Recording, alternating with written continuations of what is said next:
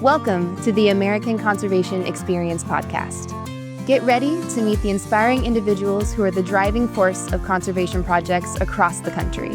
From the towering peaks of our national parks to the vital ecosystems of our wildlife refuges and beyond, we'll introduce you to the dedicated people who are making a tangible difference. Join us as we shine a light on the often unsung heroes who build and maintain our trails, revitalize crucial habitats, and so much more, all powered by the energy and commitment of thousands of young adults. So let's dive in and explore the world of conservation together.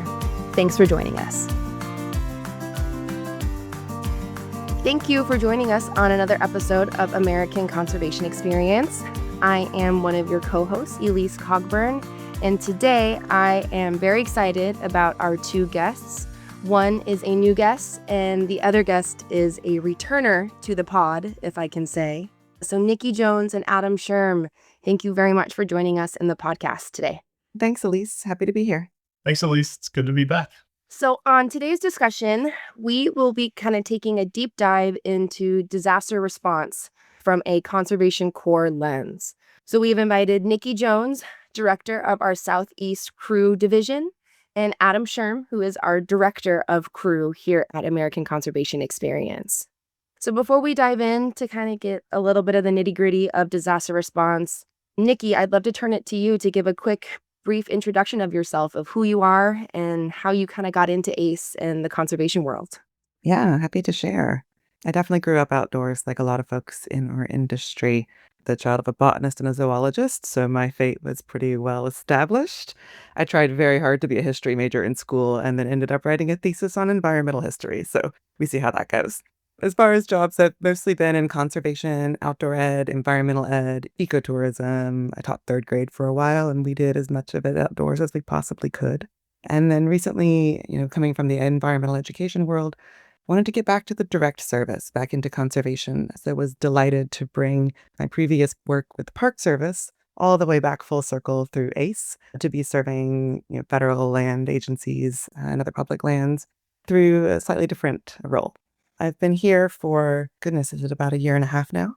I think it'll probably come up in this conversation. I had a unique starting experience related to natural disasters. So yeah, going on about a year and a half with ACE at this point and really loving the work and the community that we get to work within. Most definitely. Yeah, your introduction into ACE was pretty unconventional in a way, and you really had to dive in not feet first, but head first. But let's not get ahead of ourselves. Let's bring it back to Adam. I won't make you do a whole spiel of who you are and what you do at ACE, Adam, as you shared that maybe once or twice before. But I know that you have a long tenure here at ACE, spanning, over 14 years. And I would love to know what keeps you here. Why are you still devoted to conservation and the work that we do after all this time? Yeah, it's a great question. What's kept me here, what I love about the organization, really, a lot of it goes back to the people. I love the members who are getting their first experience in outdoor conservation work, the partners that we work with, many of the land management agencies, whether that's Park Service, Forest Service, Fish and Wildlife, and we have so many great nonprofit partners, as well as other partners with the local government agencies, and then also our staff, the people that we work with. It's a great team that we have here, everyone from crew leaders on up to the president of our organization. It's some really great people that we work with day in and day out. And I also really enjoy a challenge, and there's no shortage of challenges with ACE. So challenges and problem solving is definitely keeps me on my toes and keeps me excited about coming to work every day. I also love a good challenge and some good problem solving. I think that's one of the reasons why I also love working in the environmental field, because I feel like it's something new every day. It's not necessarily the same old. There's a little bit of that, but then there's some pivots. We have to meet the need of what, our environment is needing from us. And in that case is disaster preparedness and disaster response. This is not necessarily a new aspect of ACE. We've been doing disaster response for a little while now. And I would like to kind of start with Nikki. When we think of disaster response, we think of like hurricanes and floods and wildfires. And I would really love to know, what roles do conservation corps have, like ACE, when it comes to disaster response? What role do we play in that? Yeah, it's a pretty nice match between, capacity and resources and need when we look at bringing conservation corps into sort of what we call second response to disasters, right? We aren't the first line responders. We're the ones who show up to help with the work that's going to take a little while. So we have here in our conservation corps, we already have this group of service-minded people who are dedicating their time and their energies to helping the public good, right, in a variety of ways. And that's true for many types of AmeriCorps and service roles. And unique to the conservation corps world, they already have some of the hard skills, some of the technical skills that are really helpful for disaster response. They already know how to work within a crew. They already have really strong communication and reporting procedures set up. They know how to collaborate, and they have some of the essential technical skills. We can send folks out who already know how to run a chainsaw, who know how to take down hazard trees and work through fairly complex situations like that, that not necessarily every group of service-oriented folks is ready to do. They know how to work safely. They know how to communicate with each other. So they're really ready to pivot the skills that they're primarily using for conservation impacts on public lands into helping people out in disaster situations, whether that's suiting up in Tyvek to help pull out wet and damaged drywall, or helping to get cars out from under trees, bring branches down off people's houses, clearing roadways. They have the tools and the skills for it. We just shift what they're doing away from, maybe working in the national forest to working in communities after a disaster. I think it's very valuable to be able to take some of the skills that we learn within conservation and apply them in other contexts, right? And being able to succeed in those contexts, even if we weren't specifically trained, for disaster response. I know that our crews do go through specific training, especially if they're part of ADART, which is a program. But within that, before we dive into the big disaster we've all kind of been alluding to with Hurricane Helene that hit home in Asheville, North Carolina, where you both live and where one of our ACE crews live. Before we dive into that, I would love to flip it to Adam. And where has ACE helped within past disasters outside of Asheville? Yeah, so our responses go back several years, even on some that weren't official AmeriCorps disaster response projects. But we did a lot of work with Hurricane Harvey in South Texas. After that torrential rain came through the hurricanes, we've done several different deployments to Iowa. One was for a derecho, which is a windstorm, and another one for flooding that had happened in the last couple of years. We've done several deployments to Florida for hurricane response. We responded in Hawaii after the wildfires in Hawaii. That was some warehouse and volunteer donation management, a lot of logistics. And getting even further, we also responded to Typhoon Mawar in Guam. And that was a major typhoon event that hit the U.S. territory, and we had a crew deployed in Guam for over 30 days. So those are some of the ones where we've responded to over the years, as well as Hurricane Helene, which was around a 4 or 5 month deployment from shortly after the hurricane hit to several months later. So a pretty good variety of places that we've worked and responded to after natural disasters. Definitely. Sounds like it. Kind of a little gamut of little bit of everything in a way. And going back to Hurricane Helene for folks who are listening, that was a hurricane that hit really the southeast portion of the United States and really hit hard in Asheville, North Carolina. And Asheville, North Carolina, for folks who might not know geographically and infrastructurally, cannot handle a hurricane the size that we saw of Hurricane Helene. And here at ACE, we have a hub located in Asheville. We have nearly 20 staff located and living in the Asheville area. And Hurricane Helene dumped 30 inches of rain, including 140 miles per hour winds, and destroyed nearly 73,000 homes and structures. It was devastating. And even though it happened a year and a half ago, there is still ongoing recovery and ongoing building to this day. And we are so grateful that both Nikki and Adam were able to respond and help. And like I alluded to earlier, Nikki's first day was literally the day after Helene hit. So, Nikki, I want to start with you. This kind of seems like a silly question, but what was that like coming into a brand new organization? You do have a little bit of experience working with outdoor education and in this environment, but really stepping into this leadership role where you're meeting your staff for the first time in some cases. How did you navigate that? Truly, I'm kind of in awe when I look back and see what you've done. One step at a time.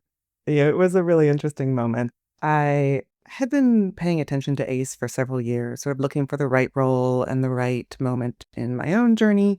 Was really excited to be joining ACE, and I was excited to be part of this sort of scaled up program that might resemble the Youth Conservation Corps that I led when I worked for the Park Service. And I had an idea of what I was getting into, and then it was something completely different. The first few days after the storm, the little community that I live in, we were pretty fortunate that, a few blocks in the center of town had power, no communications, cell phone towers were gone.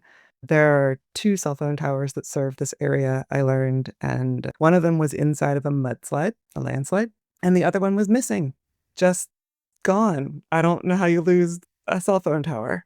So we were pretty cut off from the world.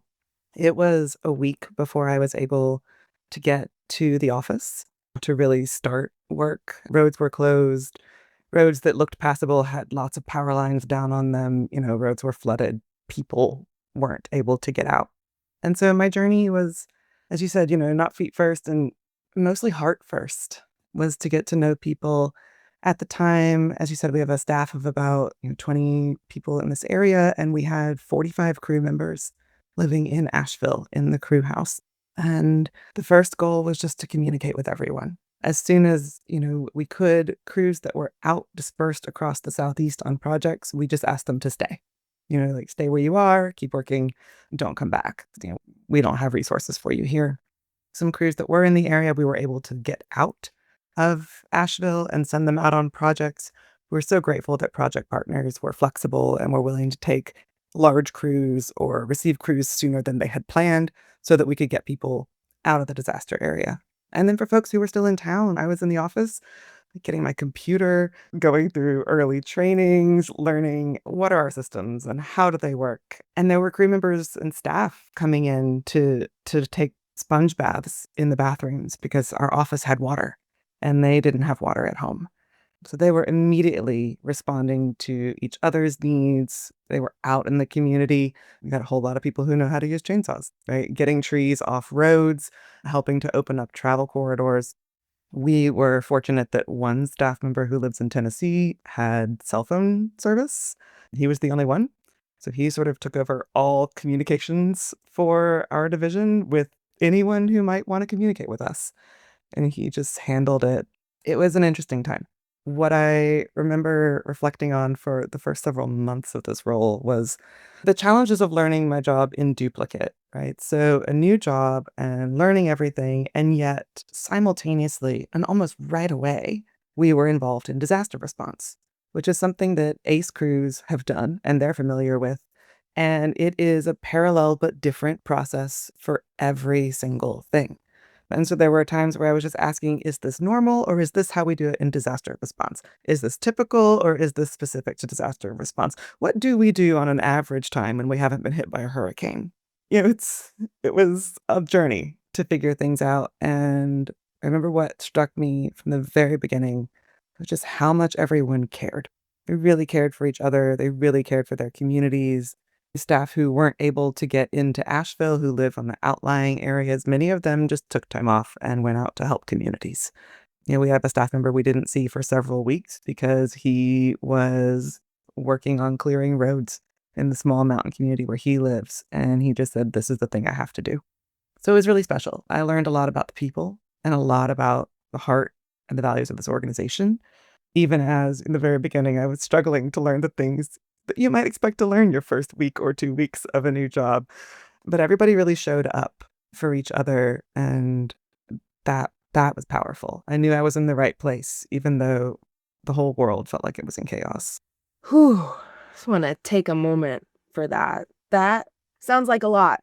And that's like an understatement. And I really want to go back to your point of, not necessarily diving in head first or feet first, but heart first.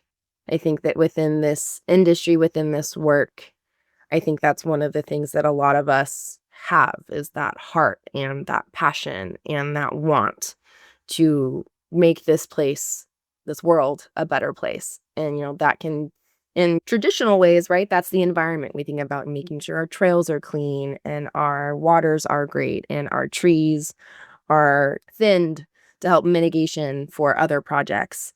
But I think a big, huge aspect of our work is also working with people and having that heart and being able to step in when, I mean, you were not asked to step into a natural disaster, you just did it. And I remember during that time personally, we had our EPIC division, which is our emerging professionals in conservation. That same week, we had our annual conference. We were in Colorado, and we had a few EPIC members who were out of the Asheville area, who one of them actually was on a road trip, and she got to Colorado and was like, I can't do this. I gotta go home. Yes, go. And she was able to load up her truck with toilet paper, with water, with gasoline to be able to bring back to her community and to her family, because she, like you mentioned, there were no cell phone towers. And so there were people, we didn't know where people were, right? We didn't know where our friends and our family and our coworkers were. And for me, with that experience of not knowing, but also knowing how capable and how strong and how amazing our community at ACE is, when, at least when I heard that people were going out on their own in chainsaws and helping people that they did not know, I was like, oh, of course they are. Like, of course they are. Of course they're doing that right now. And to be able to show up so intensely for our community and for the Asheville community is something that I'm grateful to be a part of this organization. Even if I wasn't the boots on the ground, it was very inspiring, but also very hard to watch and to hear, not to get sappy and emotional, but thank you for stepping in and jumping in with your heart, with your head, with your feet, with your entire soul of being, and just doing what needed to be done. I'm so grateful that you were in the leadership position that you were, alongside Adam, getting the support from him. I would only assume when you could communicate with him, there's the asterisks of that. Just kind of insane in a way. A lot of people think about the technical skills that's needed, right? The chainsaw work, the mitigation work. I also think about kind of the emotional training and preparedness that we give our members. Nikki or Adam, I'm not sure who might be best to answer this question, but what kind of preparedness or care goes to our members who experience something like Helene or another disaster? How do we support our members, not just with the technical skills, but maybe with some of those, what folks like to call soft skills or interpersonal skills, the mental health, the emotional training? What does that kind of involve? I'll let Nikki go ahead and take this one with more recent experience and working with the members in Asheville. The first thing is just checking on everyone, right? And our member management team is so tuned in to crew members and their needs, what they're going through. They're already on a learning journey, joining this crew system and being out learning new conservation skills and living and working with groups of people. So we already have an infrastructure in place to look after and support the personal needs and the learning curve for our members. Of course, we don't schedule things like these massive events that disrupt that expected curve. And so after checking in with members and making sure that they know they have access to our EAP and lots of support resources, we started considering which members might be a good fit for the response work. And when members express interest in response work for a disaster, there's a whole process that we enter into to talk with them about what it may be like to respond to a disaster, what it's like to be placed in a community, typically not our own community, or typically going somewhere else, where people have been through something tragic and deeply destabilizing. And to show up, wanting to help in the middle of all of that is its own complex human experience. In order for members to go out on disaster response projects, they go through an internal interview process. We spend time talking about what your work days will be like, what the crew will look like, what your tasks may include. There's definitely some sort of mental health self-care training that's part of that. We work to make sure they're ready for big and heavy days. Many of our disaster response teams have worked 6-10-hour days for a month-long deployment, and then members ask to redeploy for another month because they found the work deeply meaningful. But we're checking in with them all the time when they're doing that sort of work. They receive additional trainings that we can chat about, but the mental health and the self-care and the community care part of it is something we take very seriously, carefully selecting the folks that we're going to send out into a disaster area and staying in close communication with them the entire time they're there. That's incredible. That's a lot of communication and work on your ends to make sure that we're supporting our members. And I know that members are also supporting members as well, right? We're a community, we're a team. It's not just falling on one person. And I think shown through a lot within some of our values as ACERs and just as human beings is to show up for our community in any way that we can. So, in terms of community response, a lot of the times, especially with disaster response, we think of the chainsaw work, the mudslides, the natural disaster preparedness and mitigation. But there's also that community aspect. And I know that ACE had a large hand in helping communities, specifically to Asheville and in other natural disaster areas. Adam, can you speak to some of those kind of community based responses that ACE has been involved with? Sure. Some of the big ones that require a different skill set, especially on the social and emotional side, but was the donation management that we did after the wildfires in Hawaii. We had a crew on the ground and receiving tons and tons of donation supplies at a warehouse. And then as families came in, families who had lost everything, families who had lost their home, our crew members were compiling donation packages of, basic needs, items that family members had lost, and just massive warehouses that needed organizing and distribution, supply lines, getting everything to the right families and people in need was a big task in Hawaii. And then similarly in Asheville, North Carolina, and the surrounding areas that we were in, some of the surrounding counties, Statesville, and areas within a couple hours of Asheville, where our crews were doing a lot of work organizing warehouses, managing the supplies as they came in. And one of the events that I helped with in December, we were getting Christmas care packages together for families with children who didn't have any gifts to give. And so, getting a list of gifts that families were looking for their children, getting that together, things that their kids had requested or interests that they had. And that was really special to be a part of that. Yeah. And so a lot more than just clearing debris and clearing trees and areas like that, mucking and gutting homes. A lot of it is the direct support and getting goods and supplies to people in need at those key distribution hubs and warehouses. That's incredible, Adam. I think being able, again, to support our communities, not just through chainsaw work and that technical skills, but really helping organize and make families, I don't want to say feel normal again, because there's really no normal after going through a disaster like that, but trying to provide a tiny piece of stability, whether that's a Christmas present or a bike or a teddy bear or whatever those children might want or need to help comfort them through a hard time. That's something that I know that I didn't necessarily think would be an aspect of disaster response, but seeing it in action from our ACE staff members and our crew.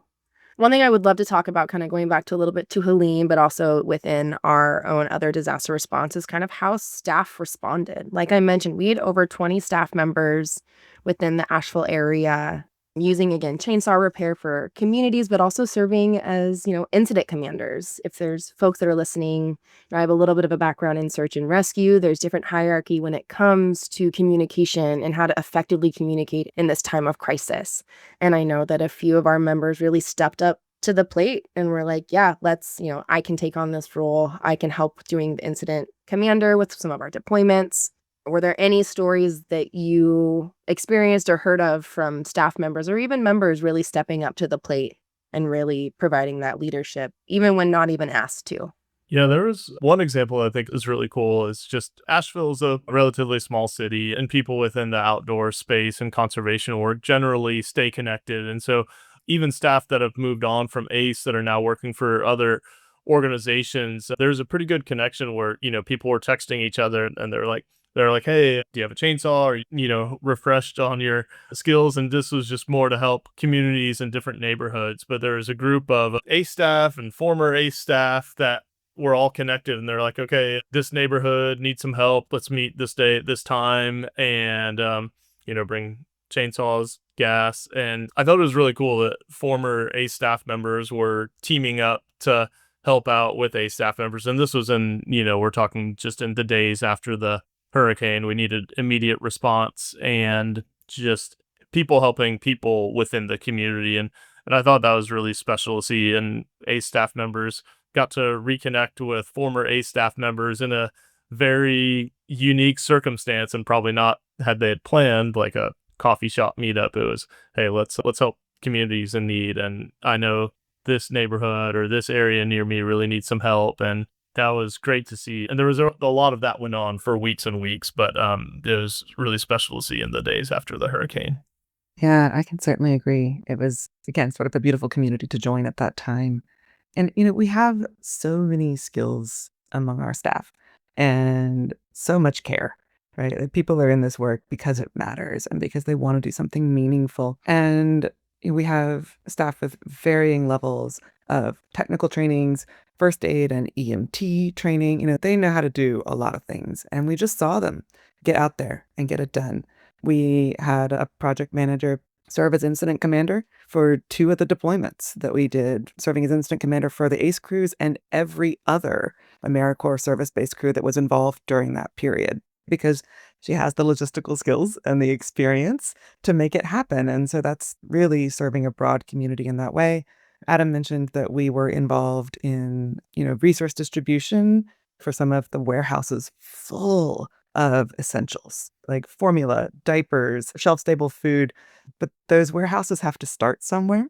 And it was actually the ACE crew, because of our reputation in disaster response, that was asked to design the system for the first warehouse that was set up in Statesville, North Carolina. A lot of materials were coming in, and somebody had to figure out what to do with them. So it was our crew who set up the system that ran that warehouse the entire time that it was operating. Again, they have the experience, they have the logistics, they have the problem solving. They know how to make records and notes of everything and how to work together and bring a lot of ideas into a strategy that works. So it was really beautiful to see. As far as, crew members, like I said, there were some in Asheville in the crew house at the time of this. And there were some who asked not to go out on project when we were trying to get people out of the Helene region, right? We're trying to send you out to do what you came here to do in a place that has water and roads and power. And some of them asked to stay because they wanted to help locally with the cleanup in the neighborhood where their house is located, which is a historically important neighborhood in Asheville and has a strong community presence in the neighborhood itself. And they felt really connected to it. And so they actually asked if they could pause their general service term in order to stay and help clean up around the house and in the community where they live, in the community garden. It was really powerful to see how everyone responded. And, nice to hear from a project manager who was out, as you mentioned, doing chainsaw repairs. She joined a roving band of fix-its who were traveling around the area and setting up tables and, publishing it through any method they could, word of mouth. But whatever tools you're using around your own property in your neighborhood, bring them and we will fix them or tune them up or figure out what's wrong. She got to work on a chainsaw significantly older than her and, considered that a real privilege to be able to get that saw running again and turn it back over to the homeowner so that they could continue serving their neighborhood too. Like you said, it was a moment where it was easy to see the kinds of people that I was going to be working with, and staff members, everyone alike, just giving according to their skills without a second thought. A very unique way to build trust within a team, and that trust is solid. Side note, is the project manager speaking? Is that Amanda Gardner? Is that who we're talking about? This one is mostly Kelsey. Kelsey! Oh, Yeah. shout out to Kelsey. Forever an It's Acer, just- for always in our heart.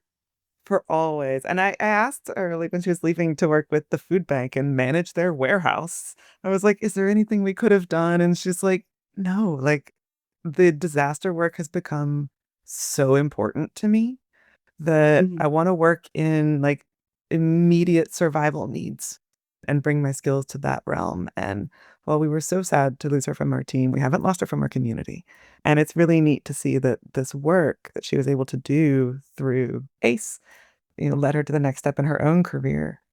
So in natural disasters, when ACERs kind of show up and they're like, all right, what can I do? How do I help? And they show up into these communities.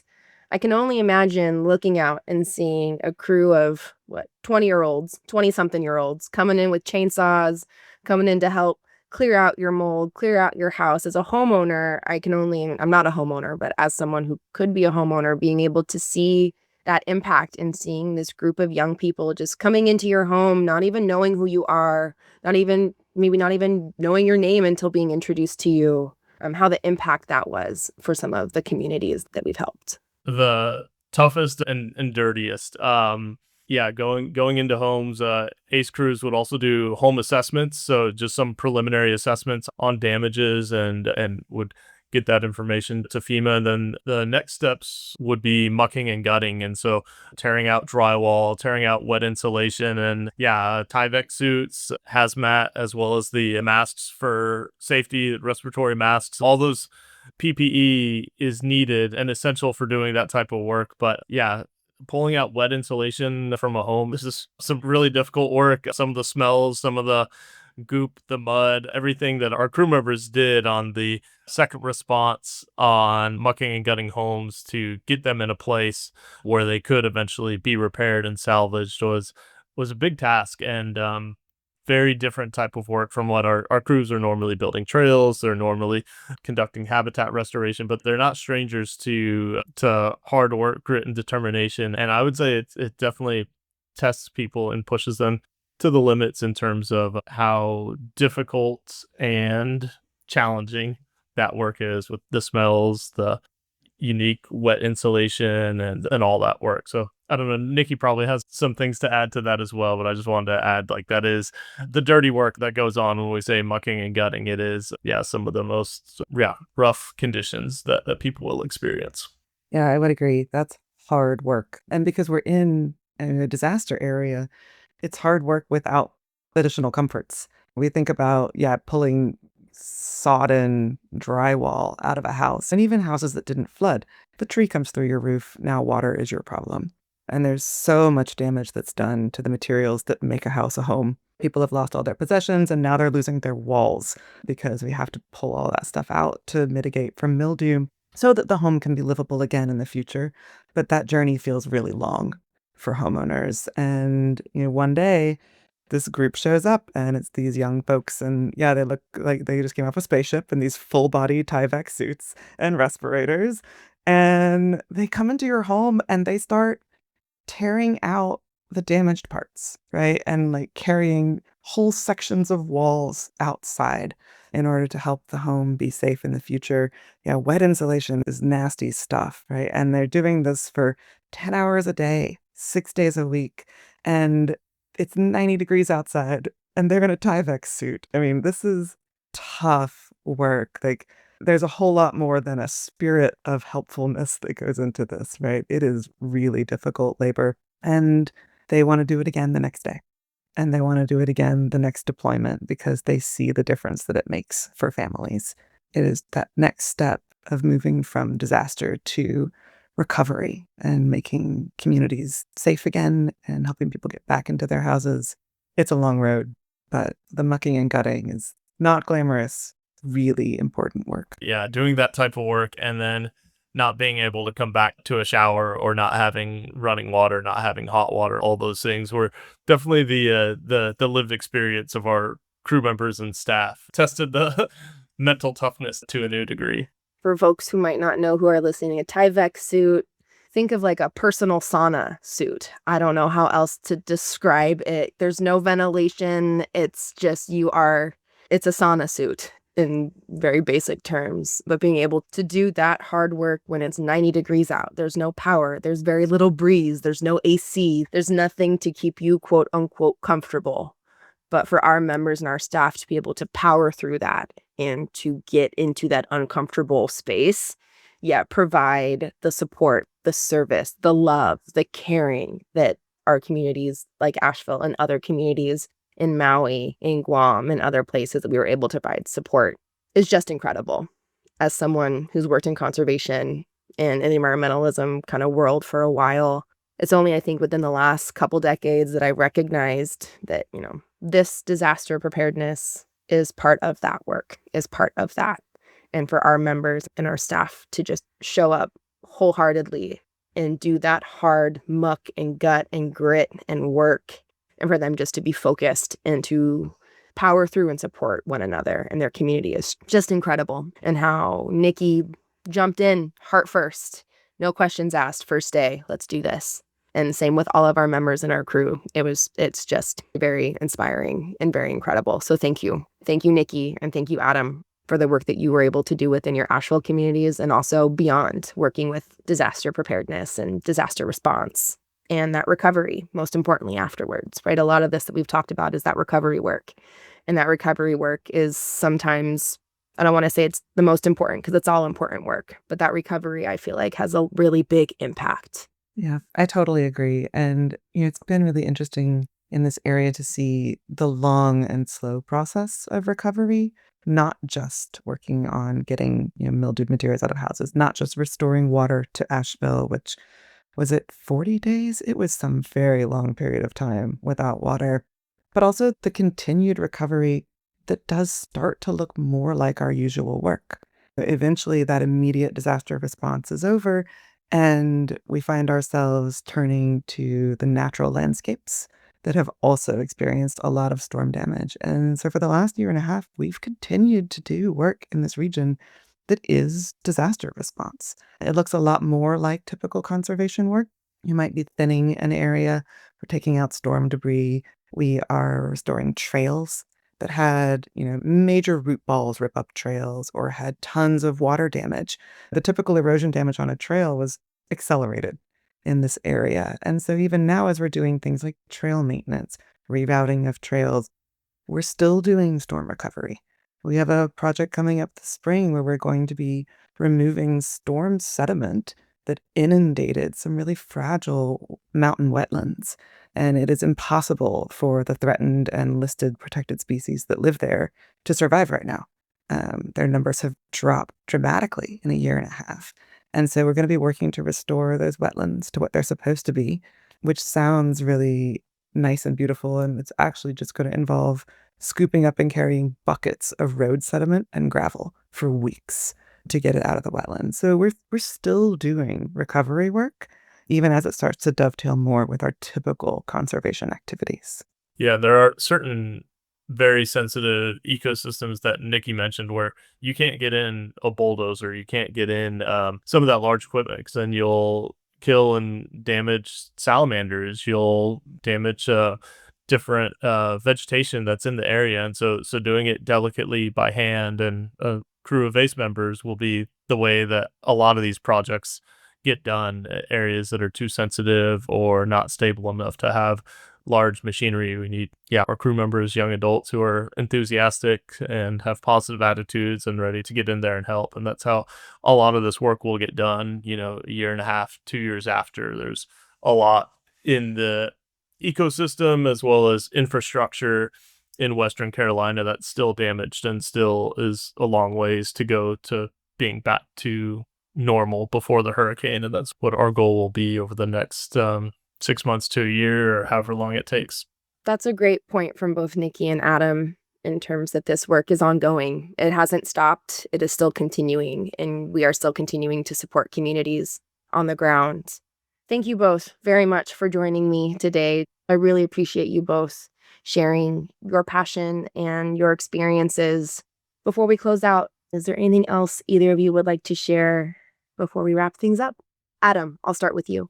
Yeah, it was mentioned a little bit in the podcast, but just really proud.